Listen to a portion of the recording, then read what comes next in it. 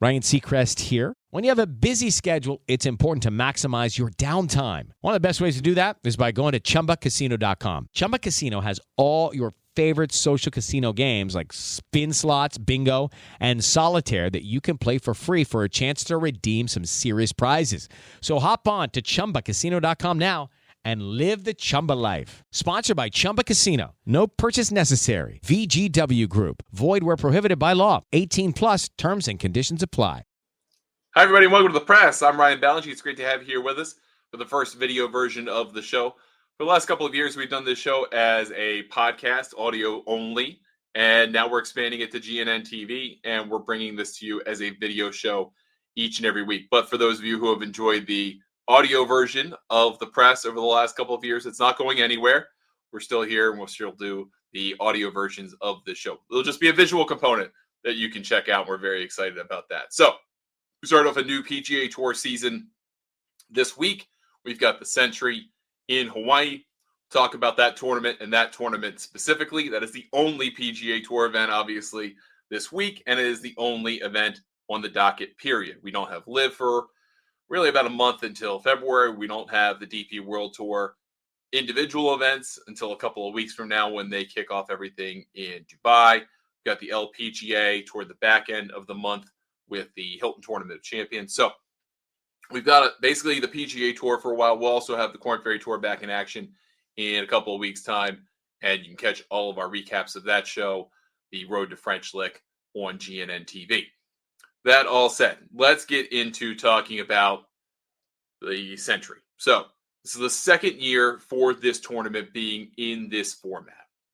It's traditionally been the Tournament of Champions, right? It's been a tournament that was reserved for players that won in the season prior, as well as the Tournament of Champions defending champion, right? So that'd be Chris Kirk in this case. However, the tournament format, the eligibility criteria changed for 2024. And that meant that players who had won a PGA Tour event, an official PGA Tour event of any kind in the 2023 season, they got in, as well as any player who finished in the top 50 in the FedEx Cup final rankings, the eligible players in that ranking. Those are the players that got into the field. So that expanded the field. Last year, it expanded the field to 59 players. This year, we've got 60 players. There could have been 3 more players in the end. We had 3 who qualified and chose not to participate. Tommy Fleetwood, Shane Lowry, and of course, Rory McIlroy, who never participates. He never competes in this tournament. He prefers to start the year in Dubai. It's just kind of how his cadence works.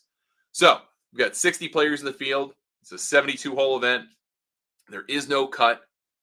So lowest score wins, good old-fashioned 72-hole stroke play. Nothing fancy here.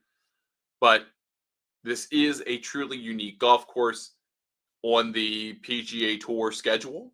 And I think that's what I like most about it, is that it is different. And it starts the year differently. So we're going to go over the Kapalua Plantation course a little bit, talk about the golf course, and then we're going to talk a little bit about the odds for the outright markets. We'll talk about horses for courses. We'll talk about our model results, past champions. We'll bring it all together here in this single episode this week. Most weeks we do multiple episodes. If we have other tournaments from other tours, we'll bring that into a second episode. So one episode each week based on the PGA Tour event, primary PGA Tour event of the week, full model, full rundowns we're going to do here today. And then when additional tours are involved, we'll bring those in for additional episodes each week. So let's talk about the tournament. Let's talk about the Plantation course. Again, $20 million purse this week. This is a signature event, one of 8 on the year. This one has its own criteria uniquely for the one that we've gone over already. $3.6 million to the winner, and then they engineer the payout otherwise. So first, second, and third are kind of standard payout numbers, and then it kind of starts to change based on how many players are in the field. But pretty much get $50,000 just for showing up regardless. It may be a little bit lower than that this year. We haven't seen the final payout. 700 FedEx Cup points to the winner. That's the case with all the signature events. 750, you get for winning a major championship for the players, but you get 700 this week. So a great start, get you into a really good position to be back into the top 50. If you win this week, obviously you're back in this event next year as a winner. Kapalua's Plantation course, as I said, is one of my favorites. for a couple different reasons. One, it's a Bill Coore, Ben Crenshaw design. So Coore and Crenshaw, this was one of their kind of earlier courses. They've evolved tremendously in the basically 25 years since this tournament debuted here in 1999. They've updated this golf course a couple of different times. They've made it longer. It's one of the longer golf courses on the PGA Tour. We're going to get back to that in a minute. It's also the only par 73 golf course on the PGA Tour. There's one more par 5 than par 3. The rest are par 4s. So you got 2 par 5s on each side. You've got 3 par 3s. Rest are par 4s. And there you go. There's your par 73. That's how you construct that golf course. At 7,596 yards, this is one of the longer scorecard lengths on the PGA Tour. And I think when people just see that number, if you ever see that number and you go, okay, well, that's a lot. This is a long golf course. And yes, in terms of scorecard yardage, it feels that way. However, it doesn't play that way whatsoever. I want to give a shout out to Rick Rungood, who did a great video on this. It's something I've noticed but never really put the numbers to. If you look at the average length of hole at the Plantation course, it's the third longest on the PGA Tour, at least compared to last year. The BMW Championship had the longest average length, and that's in part because they were playing basically an 8,000-yard golf course at elevation to knock it down to about 7,200 yards in the end. However, even if you took that out, you still got, in terms of average length, one of the longest average length holes ratings on the PGA Tour. However, it also has one of the lowest average approach shot lengths on the PGA Tour, about 108, 109 yards on the average. And the primary reason for that is slope. It's slope and how firm the ground is. Remember, this is a resort. This is a resort course. Resort courses are thought to be designed to be relatively easy. They've got to be scoreable for almost any kind of player. Even with a $550 green fee, which is what it is these days, in peak season at Kapalua on the Plantation, this is still a golf course that's designed for the average person, not just a professional. So you got to keep that in mind. You also have to keep in mind that the biggest defense of this golf course is wind.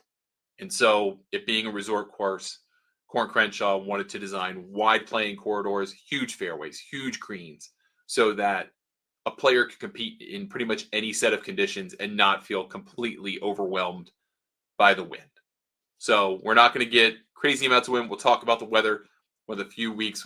Weather really plays a significant or can play a significant role in the schedule in the course of the week. We're going to talk about that in a little bit. But you have wide landing areas. I mean, the 18th, par 5 18th is a great example. At one point, the fairway is almost 95 yards wide. You almost can't miss. And the unique thing about that is the way it's contoured is that if you hit it to one, it's basically all going to funnel to one spot anyway, regardless of where you hit it. If you're a standard kind of PGA Tour player, you're going to hit it about 400 some odd yards. The longest drives in PGA Tour history have happened on this golf course. Tiger Woods has that number, although it's considered unofficial, but he has that number, 490 something. I mean, you can have eye-popping drives on this golf course, particularly on 18 with run out when the wind is going in the right direction. That all said, weather forecast for this week looks very generous. Highs 80, 81, 82, 83, basically every day. For the first couple of days, you've got wind that's coming out of the northwest at 19 miles per hour in the first day. So that's going to be the really difficult day for scoring. And that actually dissipates and starts to rotate over the course of the week. So it goes down from about 19 to 12 to 10 to about 5 to 10 on the final day. So final day should be more of a shootout. First day should be a little bit more of an attempt to kind of hold on.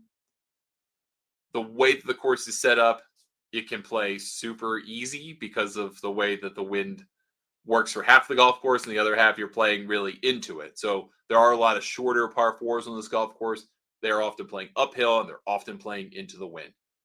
Putting surfaces are huge. They're enormous. You're going to hit a lot of greens here this week if you're a professional player. You're going to be hitting a lot of wedges into greens, so you're going to hit a lot of greens. What really can get you into trouble is being a little too aggressive. They have some hole locations here that you're really not firing at. You're trying to fire something that will run in there or something that will spin back if you get the case of a wedge.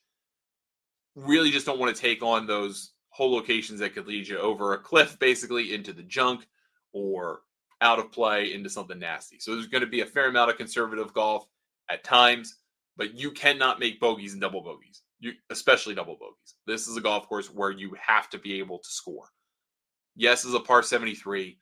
However, if you look at what you've got to shoot here to just kind of maintain par, kind of regular par against strokes gained, it's about 68-ish,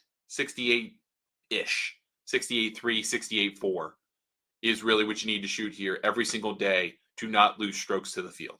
Don't think about the 73 if you're a player. That doesn't matter.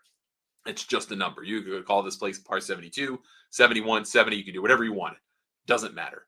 What you're looking at is the field average here. That's 68. You need to be able to play this golf course. You need to be able to make hay on the shorter par 4s, hang on to the longer par 3s, and get the par 5s.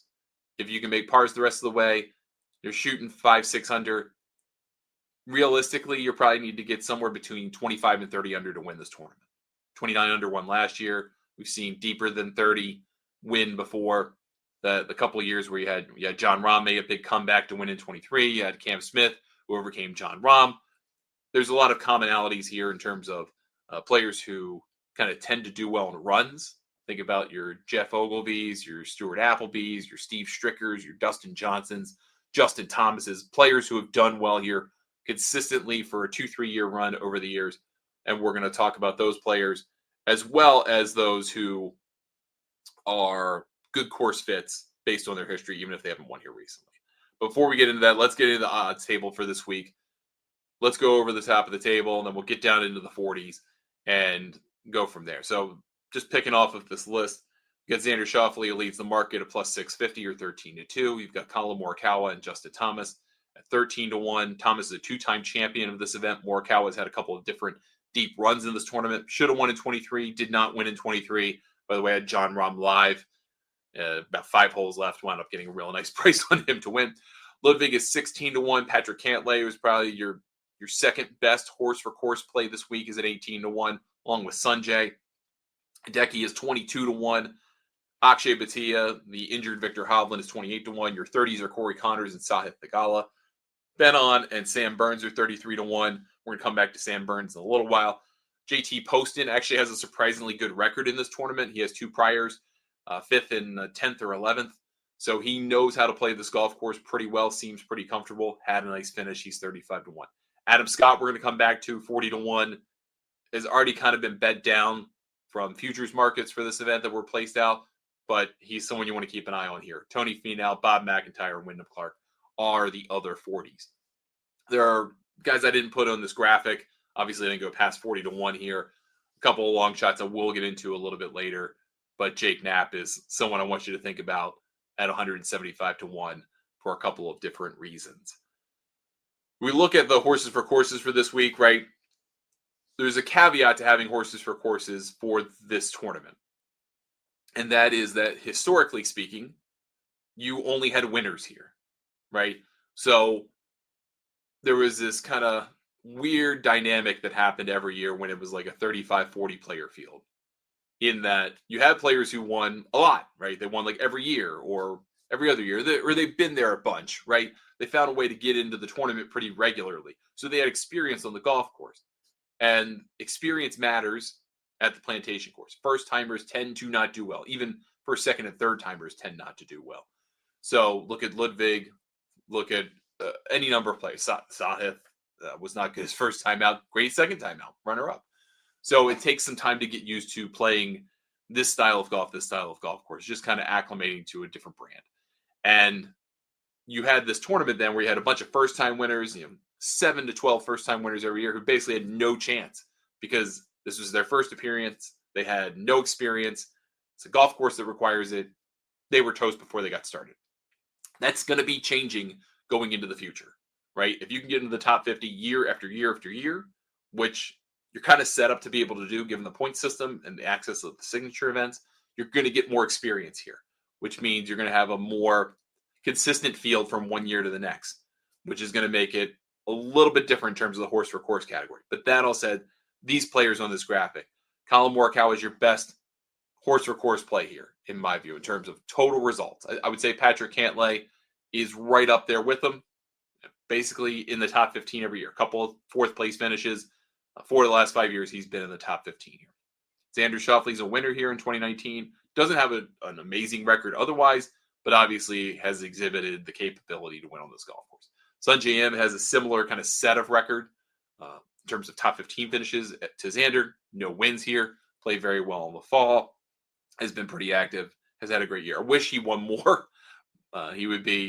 He's kind of a value play because he doesn't win often enough given his skill level. But his short game is extremely good. He's got the putting capacity to win this tournament. In what he may lack in other places, particularly off the tee, really doesn't come into play here. And that's why he's able to play so consistently well. Justin Thomas is a 2-time champion here. Won a couple of different times, 17 and 20. So he knows his way around this golf course. The kind of knock on Justin Thomas for so long was that he won events outside of the mainland United States, which was a big part of his career, big part of his CV.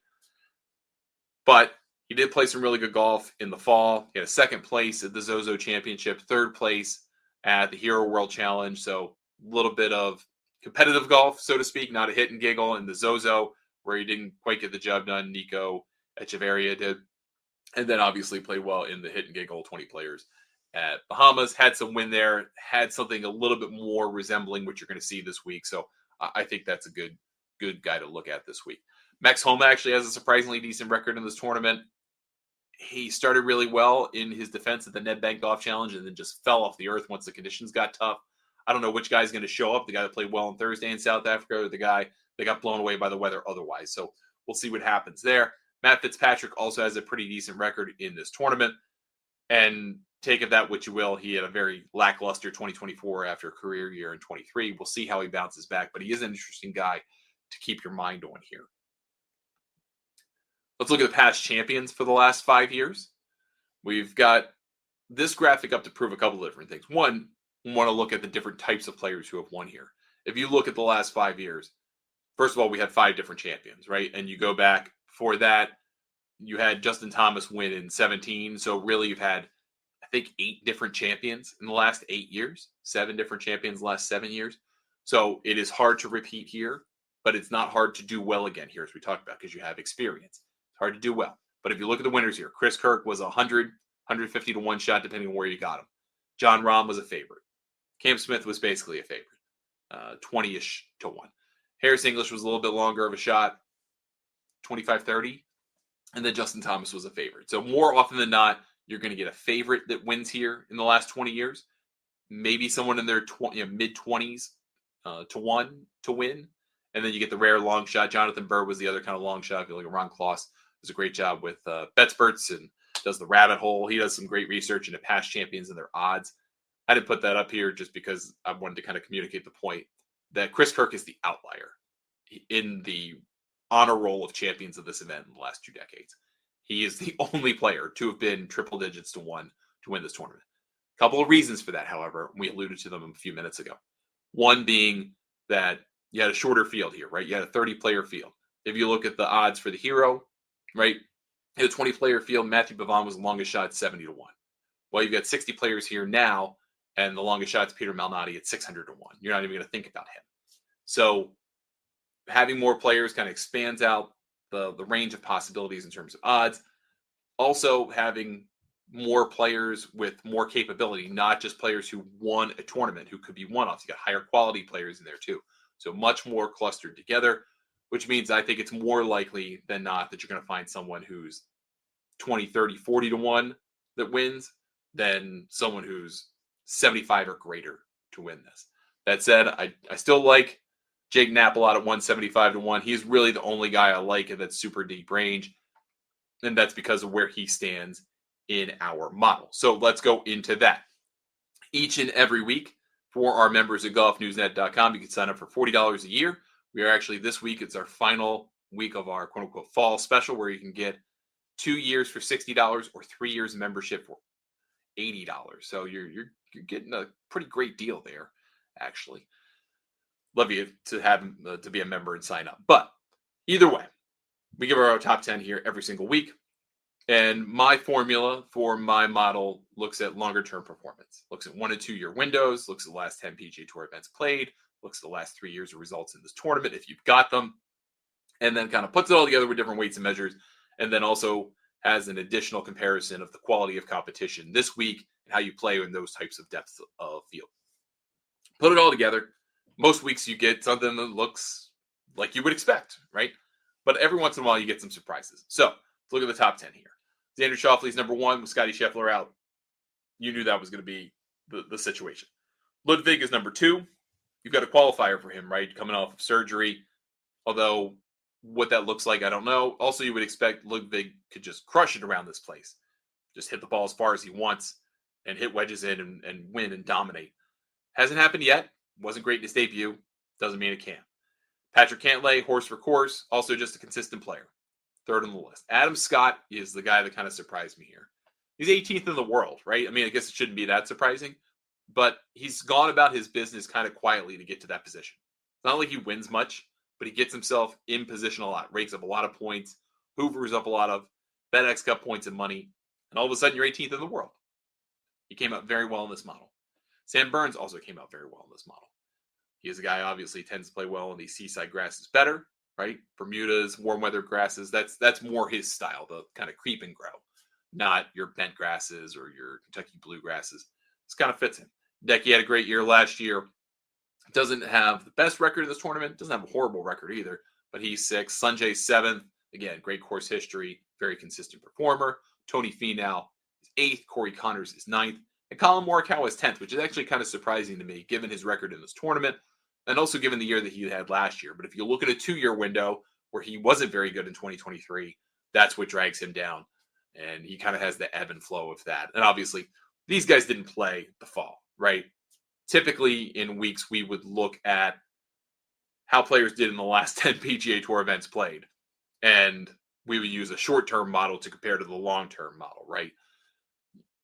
Really, you don't have that. Your success stories in the fall are JT Poston, right? He was pretty much a one and done. Played the RSM, T5 there, but one and done kind of guy, right? Matt McNeely finally got his PGA Tour win. Good for him. Pretty decent throughout the fall. We'll see if that's the jumping off point for him.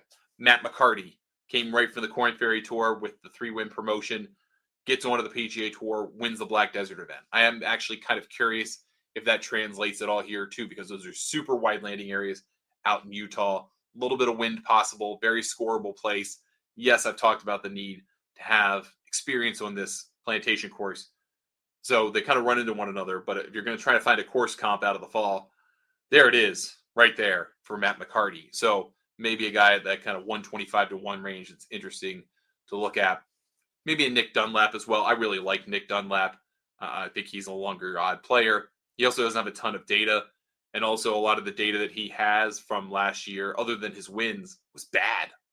Once he won at the American Express, which, by the way, hurts him in our model because you only get 2 rounds worth of data there. You don't get 4 rounds. And you don't necessarily get the good data that you get from the other 2 courses outside the host course at the Amex.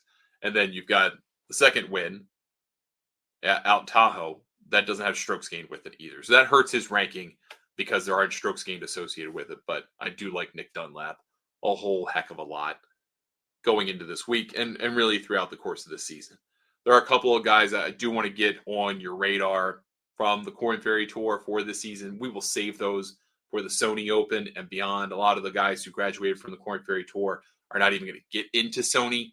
Maybe the kind of top 12, 13 of those players will get in, but it's a difficult tournament to get into with that kind of status. So we'll talk about those guys next week. This is the field for this week. It's a really fun tournament. Again, I would look toward Justin Thomas. I think he's an interesting play. Adam Scott is a great play. Came out very high in the ranking. Sungjae Im, I like a whole heck of a lot. I would look at a Nick Dunlap and a Jake Knapp as super long plays. And then maybe you want to think about one more in there somewhere. But those are my outrights to win. And I think I would tend to favor live betting in this tournament because things can change very quickly. So I would pick a lighter card this week, 3-4 players. But you can make big runs on this golf course in a short number of holes. You can go out there and shoot a 60, 61, 62, and all of a sudden catapult yourself into the tournament. If you can catch someone in the middle of that run, then you might be able to get good live odds on them, give yourself a better chance at cashing out at the end of the week ahead of what you put in. That's going to do it for us this week on the show. Thanks so much for spending some time with me. I appreciate it. Love some feedback on the new format. If you enjoy watching the show, I appreciate it. If you're listening as a podcast, audio podcast subscriber, I appreciate the feedback too. Hopefully communicate everything that goes well between the audio version and the video version. I want to give you just as much context as we've always done, just now with the added visual components available to you as well. We'll be back next week with another show. We'll talk about the Sony Open, and we'll go in depth on that tournament for the first full field event of 2025. I'm Ryan Ballingy. Thanks so much for watching. We will talk to you next time on The Press. Hey guys, it's Dr. Josie from In the Vet's Office. Loving a pet often means wondering if you're providing the care they need. Is there a health issue lurking around the corner? Does a pet need something or feel something but can't say it? Petivity Health Kits and smart products use data and best-in-class technology to learn your pet's behaviors and alert you to key changes that you can act on. Petivity is reimagining pet care with a family of products designed to help give your pet a voice and empower you to provide the best care possible. Visit PETIVITY.com to learn more. Buenos dias, world, from the San Diego Zoo Wildlife Alliance. On Season 3 of our show, Amazing Wildlife, we have spotlighted captivating animals from around the world, like the capybara. Capybaras are actually the world's largest rodent, and they have short little ears that they wiggle very much like hippos. It's one of the cutest things. They're one of the most adorable animals. All episodes of Season 3 are available now. Listen to Amazing Wildlife on the iHeartRadio app, Apple Podcasts, or wherever you get your podcasts. It is Ryan here, and I have a question for you. What do you do when you win?